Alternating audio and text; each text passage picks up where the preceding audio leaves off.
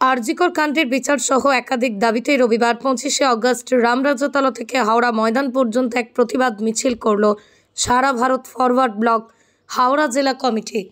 আর এদিনের এই প্রতিবাদ মিছিল থেকে আরজিকর কাণ্ডেই জড়িতদের দৃষ্টান্তমূলক শাস্তির দাবিতে সরব হয়। প্রতিবাদ মিছিলে পা মেলালো ফরওয়ার্ড ব্লক কর্মীরা।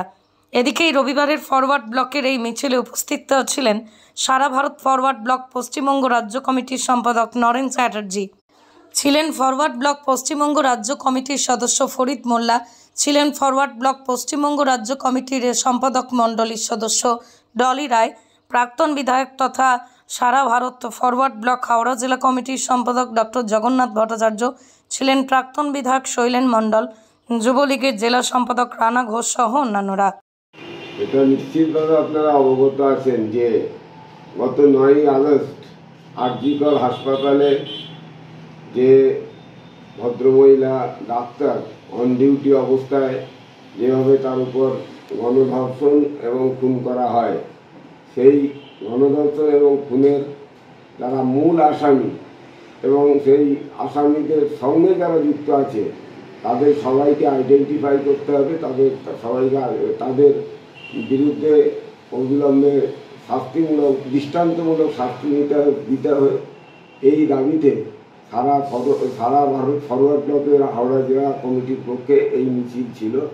এই মিছিল শুধু ফরওয়ার্ড ব্লকের হাওড়া জেলায় নয়, সারা রাজ্যের সমস্ত জেলায় ফরওয়ার্ড ব্লক এই আন্দোলন সংগ্রামকে সংগঠিত করছে। যাবৎকালে খুন, ধর্ষণ এবং এ ধরনের বহু ঘটনা, মহিলাদের উপর অত্যাচার ক্রমাগত বেড়ে চলেছে। তার প্রতিবাদ স্বরূপ আমরা গতকালকে হাওড়ার মিছিল করেছি। এই মিছিলে উপস্থিত ছিলেন আমাদের পার্টি বাংলা কমিটির সাধারণ সম্পাদক কমরেড নরেন চট্টোপাধ্যায়, উপস্থিত ছিলেন প্রাক্তন বিধায়ক পার্টির বাংলা কমিটির সম্পাদক মণ্ডলীর সদস্য কমরেড ডলি রায়, উপস্থিত ছিলেন হাওড়া জেলা ফরওয়ার্ড ব্লকের সাধারণ সম্পাদক তথা প্রাক্তন বিধায়ক কমরেড ডক্টর জগন্নাথ ভট্টাচার্য, উপস্থিত ছিলেন পার্টির রাজ্য কমিটির সদস্য আপনার প্রাক্তন বিধায়ক শৈলেন মণ্ডল ও আমি পার্টির রাজ্য কমিটির সদস্য। সুতরাং আমাদের মনে হয়েছিল যে মানুষের উপরে যে বর্বরোচিত আক্রমণ, এর প্রতিরোধ না করলে তাহলে এটা ক্রমান্বয়ে বেড়ে যাবে।